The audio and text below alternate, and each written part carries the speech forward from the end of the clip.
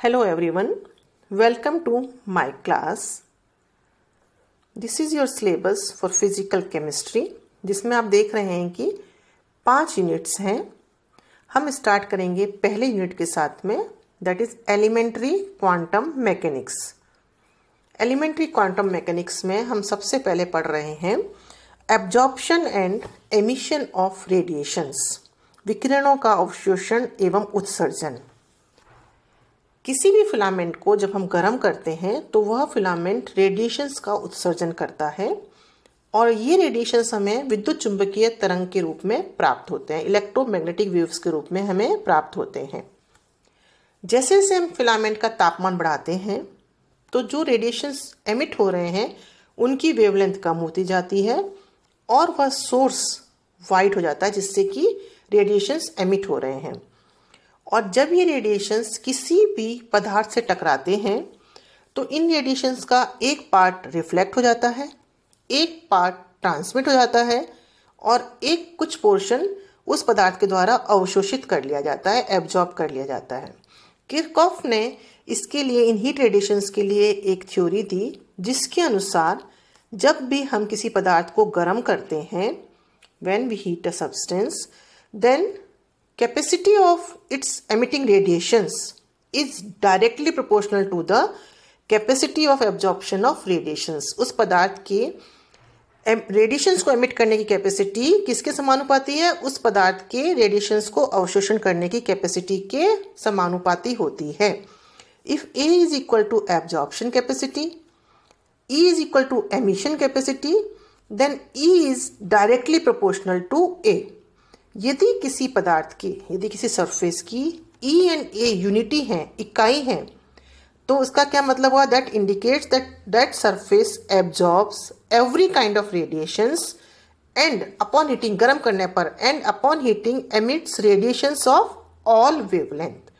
तो इस तरीके की बॉडी जिसमें कि E एंड A यूनिटी है, तो this type of body is known as black body, जिसको हम कृष्णिका कहते हैं, which means this body absorbs all kind of radiations and upon heating emits radiations of all wavelength।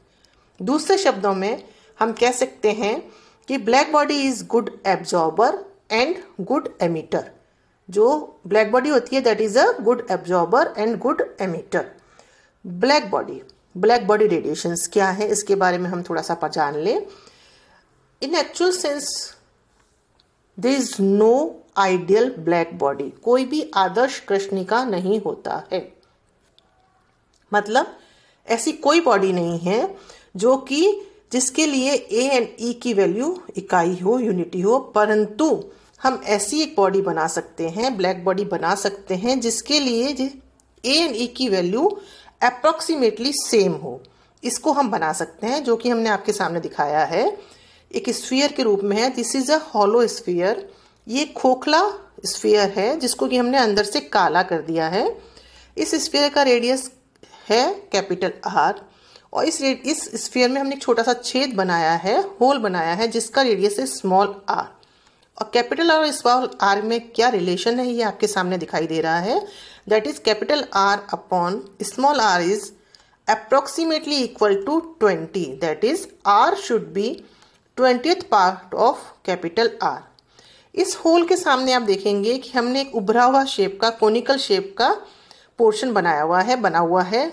ये उभरा हुआ क्यों बनाया है? क्योंकि यदि हमने यहाँ कोनिकल शेप का ये उभरा हुआ पोर्शन नहीं बनाते हम, तो हम जो होल से जो हमारे रेडिएशंस अंदर जा रहे थे बॉडी के अंदर, वो एग्जैक्टली सामने जाके टकराते और पुनः वापस उस होल से बाहर निकल जाते। हमें क्या चाहिए? Maximum absorption and maximum emission.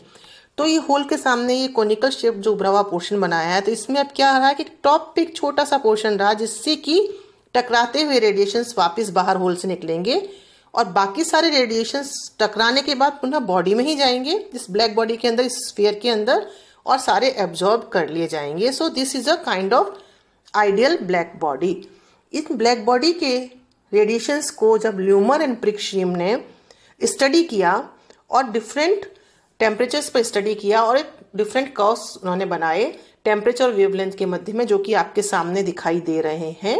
और इनके द्वारा हमने कुछ निष्कर्ष निकाले, और you can say the characteristics of these curves are, number 1 के for every curve you can see there is a maxima, प्रत्येक कर्व के लिए एक निश्चित तरंग दैर्ध्य पर एक मैक्सिमा दिखाई दे रही है। और सेकेंडली आप इसको देखेंगे, this maxima is clear at high temperatures, जो हाई टेम्परेचर पे जो वेवलेंथ पे जो हाई टेम्परेचर पे जो कर्व्स हैं उनके लिए मैक्सिमा ज़्यादा क्लियर है in comparison to the curves at low temperature. तीसरे में आप देखेंगे कि जैसे जैसे हम तापमान बढ़ाते जा रहे हैं ये मैक्सिमा लोअर वेवलेंथ की तरफ शिफ्ट होता जा रहा है। जैसे जैसे हम तापमान बढ़ा रहे हैं ये मैक्सिमा लोअर वेवलेंथ की तरफ शिफ्ट हो रहा है। नेक्स्ट आप कह सकते हैं कि ताप वक्र और वेवलेंथ एक्सिस के बीच का एरिया उस ताप पर उत्सर्जित ऊर्जा की संपूर्ण मात्रा को दर्शाता है। जो आपका ताप का वक्र है और वेवलेंथ एक्सिस के बीच का जो पूरा एरिया है वह उस ताप पर उत्सर्जित ऊर्जा की संपूर्ण मात्रा को दर्शाता है। Now these curve follow Stefan Boltzmann law. And what is that Stefan Boltzmann law? It's ये जो कि आपके सामने दिखाई दे रहा है, स्टीफन बोल्ट्जमैन लॉ के अनुसार according to this law rate of emission of radiations from unit area of black body is proportional to T4।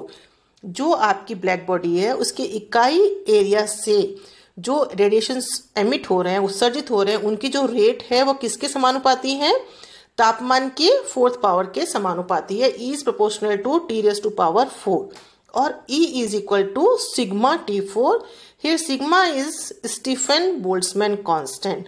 तो ये जो स्टीफन बोल्ट्जमैन लॉ है, जो ल्यूमर एंड क्रिकशिम ने जो कर्व्स दिए हैं ब्लैक बॉडी रेडिएशंस को स्टडी करके, उसका कहना है कि ये कर्व्स स्टीफन बोल्ट्जमैन लॉ को फॉलो करते हैं।